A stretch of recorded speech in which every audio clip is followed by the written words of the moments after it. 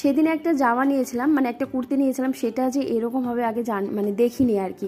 তো রুমে এসে দেখি, এরকম পরে দেখি যে এরকম একটু মানে এক জায়গায় আর কি সেলাইটা আর কি খসে গেছে। তো তারপরের দিন আর কি চলে গেলাম। তারপরের দিন এই যে যাচ্ছি, দুপুরের দিকে আর কি বেরিয়েছিলাম, সেদিন ছিল খুব ভিড়। আর অ্যাক্সিস মল আমাদের রুম থেকে খুবই কাছে, যার জন্য তাড়াতাড়ি করে চলে আসলাম। আর এই জামাটাও না আমার মোটামুটি পছন্দ হয়েছিল, যার জন্য আর কি পরে দেখলাম। আর আমার তো আগের ব্লগে বলেছি যে আমার সেই কুর্তি আর কি ভালো লাগে, আর সেই সেম কুর্তি নিলাম, কিন্তু সেম সাইজের পাইনি, একটু ছোট পেয়েছিলাম, কিন্তু এটা মানে আর কি ঠিক ছিল আর কি।